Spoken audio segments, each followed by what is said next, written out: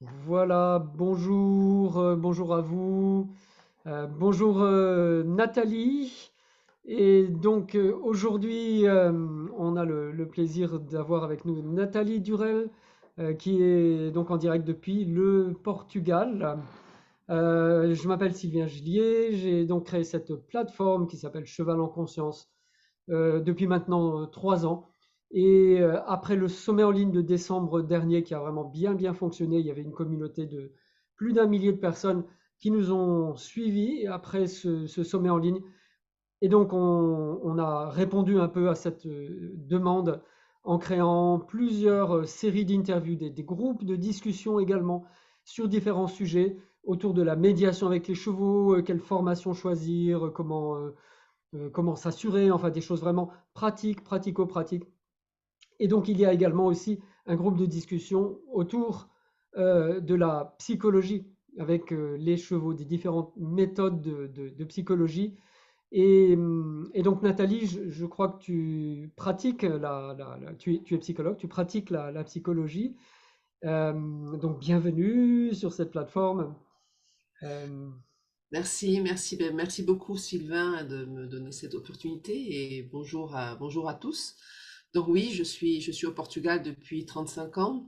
Je suis psychothérapeute. Je me suis formée il y a pas mal d'années maintenant. Ça a été une reconversion. Moi, je suis née à Toulouse il y a 58 ans. J'ai quitté la France, j'avais 18 ans. À l'époque, j'étais danseuse professionnelle et chorégraphe et je faisais un peu de mannequinage. J'ai eu des contrats un petit peu dans le monde. J'ai voyagé un peu. Puis, il y a 35 ans, je me suis installée au Portugal euh, parce que j'ai beaucoup aimé, bien sûr. Et puis, ça a été une possibilité de faire une reconversion. Donc, je me suis reconvertie à l'âge de 30 ans en psychologie, psychothérapeute, art thérapeute. J'ai une spécialisation en psychologie jungienne. Et donc, au bout très vite, au bout d'un an et demi, j'avais énormément de frustration avec les méthodes, bien que ces méthodes sont fabuleuses, mais avec des cas de dépression endogène grave qu'on trouve beaucoup au Portugal. ah oui, Oui, il y a vraiment quelque chose à ce niveau au Portugal. Et, euh, et donc, je voulais aller sur quelque chose de beaucoup plus psychocorporel. mhm, Et ouais, c'est là qu'une amie m'a parlé de l'équithérapie. Et ça d'accord. coïncidait avec un départ pour le Brésil, où j'ai été vivre pendant quelque temps. Et c'est au Brésil où je me suis formée en équithérapie. Euh, Il y a une formation au Brésil. oui, oui, oui. Donc le Brésil a une grande institution qui s'appelle Ande Brasil, qui est officielle, qui est du gouvernement, qui est reconnue et qui forme en équithérapie depuis très longtemps. Mm. Et quand je suis rentrée au Portugal, donc j'ai commencé à travailler donc en équithérapie aussi. Et puis très vite, j'ai vu que le handicap n'était vraiment pas mon fort et que vraiment, et qu'il n'y avait aucune aide au niveau des psychothérapies, de la psychopathologie, vraiment sur des cas de dépression, de borderline, des addictions, etc. Et c'est là que j'ai commencé donc et j'ai développé ma méthode. J'avais fait aussi la méthode IGALA. IGALA, c'est la méthode qui est plutôt pratiquée aux États-Unis, hein. Voilà. Moi, j'ai fait tout mon cursus de formation aux États-Unis, n'est-ce pas? Et donc, IGALA, c'est un peu la formation, enfin, on peut dire, je sais pas, officielle, mais Oui, les ça pionniers, ressemble. hein. C'est les Au pionniers, niveau oui, de ça ressemble un peu l'abordage, à. voilà, au niveau de l'abordage psychothérapie assistée par le cheval et développement personnel assisté par le cheval, ce sont les pionniers aux États-Unis, donc pied à terre, hein, monte pas le cheval. Et puis donc j'ai commencé avec aussi cette méthode au Portugal et très vite aussi je me suis rendu compte qu'en fait il y avait des choses chez Egala qui ne s'adaptaient pas à nous, public européen, qui doivent sûrement fonctionner avec les Américains, mais nous on est différents.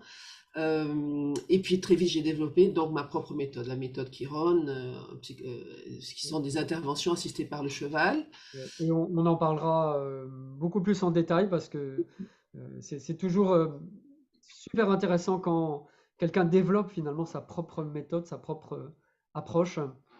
Et si je peux me permettre une question peut-être un peu plus personnelle, je ne sais pas, mais qu'est-ce qui a fait que tu as changé de vie ou que tu as voulu te reconvertir? Et tu as dit que. J'étais en fin de, oui, mais oui, oui, bien sûr, il n'y a pas de problème. J'étais en fin de carrière. Ah oui, Une danseuse, au bout d'un moment, moi je dansais depuis l'âge de 8 ans, je suis arrivée à 30 ans, mon corps n'en pouvait plus. Ah oui. Donc il fallait bien passer à autre chose. Le mannequinat, bon, ok, ça va un moment, puis après, on s'ennuie vite. Et donc je suis passée à la chorégraphie parce que financièrement aussi, il fallait bien avoir de l'argent pour continuer à vivre. Donc je suis devenue chorégraphe pour la télévision portugaise et en parallèle, j'ai repris mes études. C'est Voilà. drôle, ça me rappelle une personnalité allemande qui a aussi vécu, je crois, en Espagne et au Portugal, qui est Klaus Ferdinand Hempfling, Oui, bien sûr. qui était danseur, hein, lui aussi, et Oui. Je ça suis, je- me rappelle ça. c'est quelqu'un qui m'a beaucoup inspiré à un moment à une époque où je faisais beaucoup de recherches et qui m'inspire beaucoup. Son approche psychocorporelle, je m'en suis beaucoup inspirée parce qu'en fait, la méthode Chiron travaille beaucoup sur le corps. Mm. Euh, je pense que travailler avec les chevaux sans travailler sur le corps, non, je t'avouerai que je le trouve très difficile de travailler que sur la partie psychologique. Si... Donc, qu'est-ce que ça t'a apporté une fois que tu étais donc formé en tant que psychologue jungienne? Qu'est-ce qui a été différent quand tu as commencé à travailler avec les chevaux et voilà, quel était l'apport des Ouais. chevaux? Ben, le premier rapport, c'est que la méthode Chiron et les chevaux permettent ce qu'on appelle donc l'apprentissage expérimentiel, c'est bien ça? Euh, Expérientiel, tout à fait. voilà, l'expérience. Pour moi, c'est un petit peu comme si on était dans un laboratoire. Donc, on peut se permettre de faire des expériences, on peut se permettre de commettre des erreurs.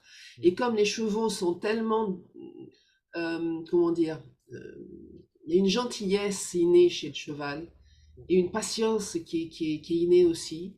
Et donc, on peut se tromper, ils nous pardonnent assez vite, sur du moment qu'on ne leur fait pas de mal, bien sûr. Mm, Je crois que c'est important. mm, Et donc, ce qui m'a apporté, alors la première chose, c'est ça, de pouvoir mettre les gens dans des situations de vécu et sortir du mental, mm, sortir de la stratégie. Donc, nous, on est des primates, on est des prédateurs. Donc, on part tout de suite sur aller élaborer au niveau des lobes frontaux des stratégies carrées, etc. Et avec le cheval, ça marche pas. La plupart du temps, en tout cas, avec les chevaux en liberté, comme moi je le conçois, pour travailler un des axes de la méthode Chiron est l'éthologie. Et pour bien travailler, à mon avis, avec les chevaux, il faut qu'ils soient en liberté, en troupeau et avec une alimentation la plus naturelle possible. Donc, pouvoir mettre les patients des problèmes avec des pathologies, parfois même complexes, et pouvoir les mettre dans des situations où ils vont être obligés de travailler sur leur corps et faire le lien avec l'émotionnel, le mental et le corps pour pouvoir se mettre en lien avec le cheval. Et le cheval va donner une réponse. Pour moi, c'est absolument fabuleux. Venant de la danse, où j'étais habituée justement à l'expression corporelle, de pouvoir trouver un partenaire non humain qui mm, me permettait, si j'avais un certain mouvement, d'avoir une réponse à ce mouvement et de pouvoir danser, entre guillemets. mm. Pour moi, c'était fascinant. C'était absolument fascinant quand j'ai découvert le cheval. Et on en a un peu parlé avec Arlette Agassi, ma collègue Arlette, puisqu'on fait en ce moment un cycle de conférences sur le thème de l'enseignement de la pédagogie de l'équitation pour apprendre à monter à cheval et la prévention des chutes, hein, qui sont la première cause d'arrêt de l'équitation, malheureusement. Mhm. Et on parle beaucoup justement de cette résilience incroyable des chevaux, de cette gentillesse, de cette patience, et puis de ce pouvoir non prédateur. Mon enseignante Linda Kohanoff aux États-Unis, elle parle souvent de ce pouvoir non prédateur. On n'a même pas le mot qui existe en français qui est l'opposé de prédateur. On utilise le mot proie, mais la proie, c'est ce qui se réfère par rapport au prédateur. Il n'y a pas le mot non prédateur. Et les chevaux ont vraiment ce pouvoir non prédateur, et je crois que c'est un de leurs. Oui, c'est une intelligence tellement différente. Étant herbivore, il y a différents types de proies. L'être humain aussi peut être une proie, hein, il faut revenir quand même à d'autres Oui, moments. On peut être une proie, mais on est des primates, donc c'est pas la même chose. L'herbivore a une intelligence absolument extraordinaire et on a tellement à apprendre avec eux. ok. Et Donc dans ta pratique de l'équithérapie, enfin je sais pas comment il faut dire, mais disons de la psychologie assistée par les chevaux, qu'est-ce que tu as découvert qui t'a le plus intéressé, où tu as vraiment appris quelque chose que tu ne connaissais pas Oh, dans ce métier, peut-être pour conclure cette interview.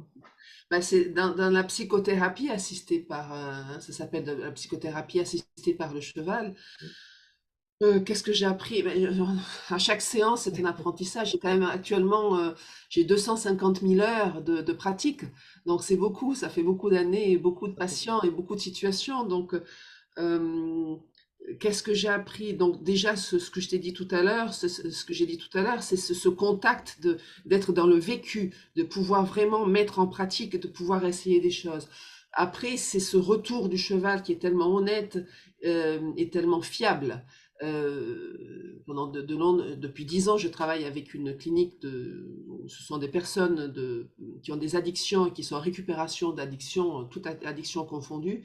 Donc j'ai pu vraiment voir, et avec des pathologies diverses aussi associées, et j'ai pu vraiment voir la différence de séances en salle qui sont importantes, des séances en cabinet où on va travailler sur des pathologies qui sont vraiment, l'être en salle est important, mais quand on passe au travail avec le cheval, il y a une richesse qui va fonctionner à différents niveaux.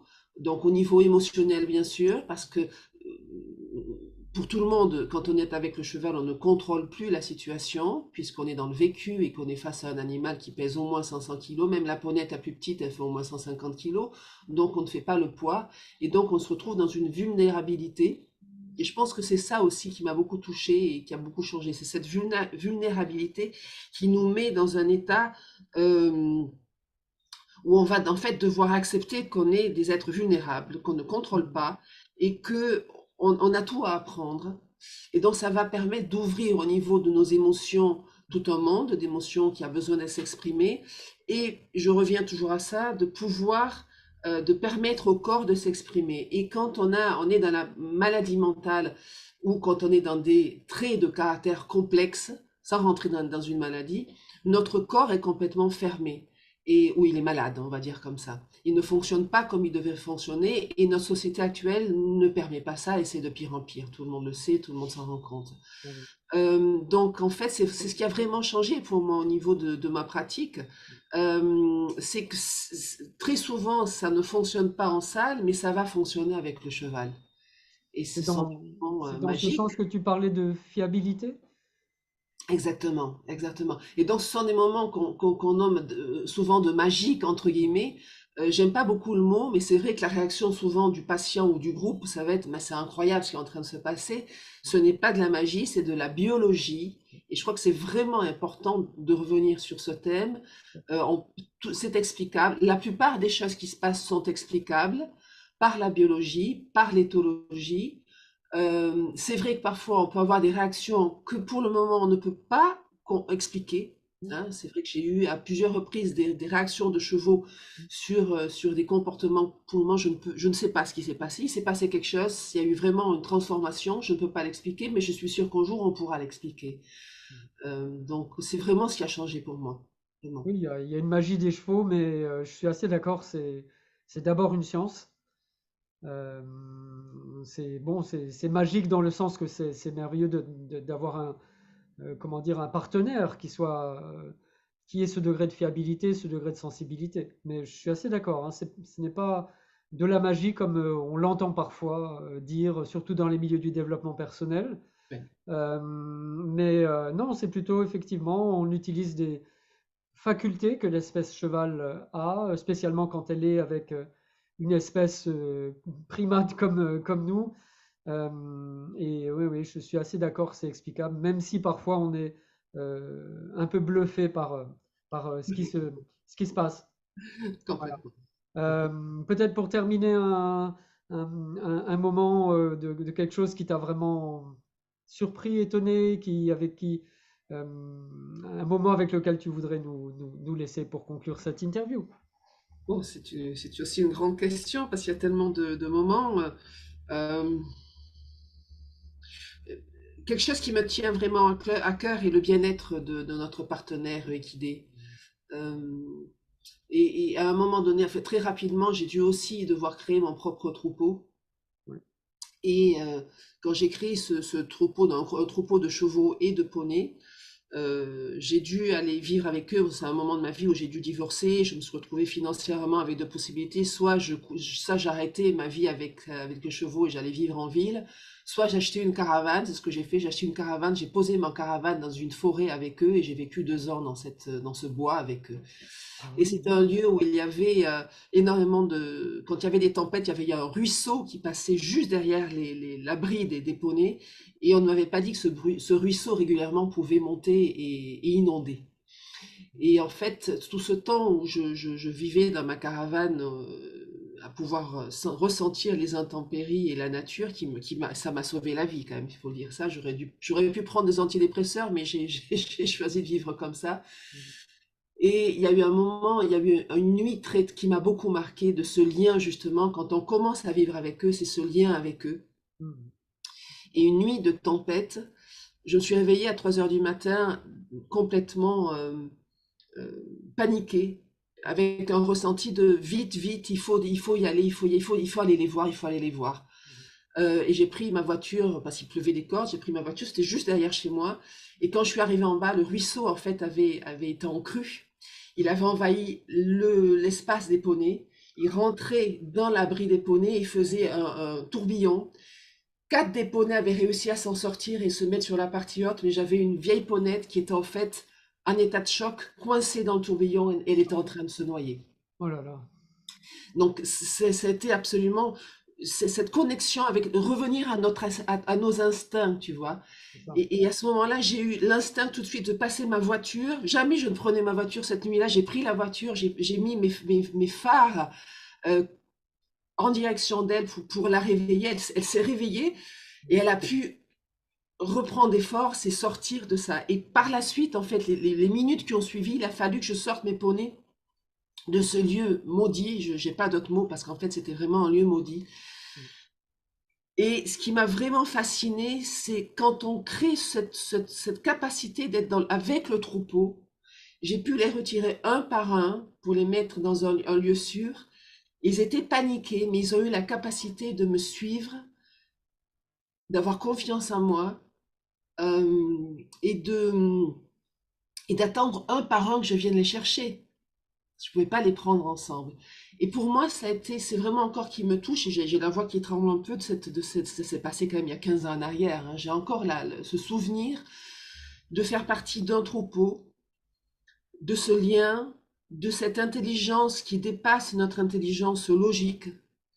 Et, et c'est ce qui a en fait posé pour moi les bases du lien que j'ai eu par la suite dans les séances avec eux.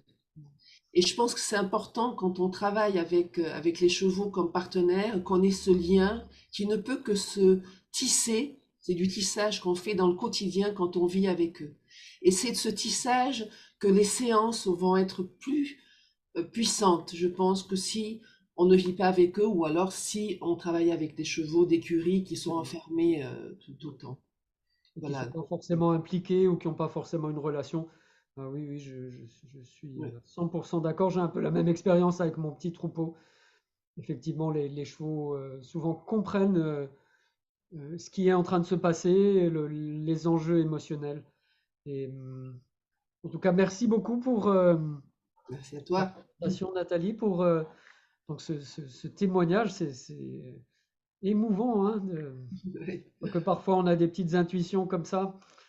Et aussi la qualité de la relation avec les chevaux qui permet finalement de les avoir sauvés quand ils étaient dans, Oui, dans la je pense tempête, que dans la oui, tourmente. bah, Linda Kohanov parle un peu de ça, hein, Oui, absolument. de ce lien. Quand on vit avec eux, il y a vraiment quelque chose du troupeau. Peut-être que les primates ont ça, hein, je ne connais pas grand-chose en primatologie, parce qu'ils vivent aussi en société quand même, les primates. Donc, Quand même, je oui, pense qu'en fait, c'est ce qu'on incontestable. appelle de l'intuition. Pour moi, c'est un instinct qui est là en plus que des cinq sens. C'est un sixième sens qui a toujours existé.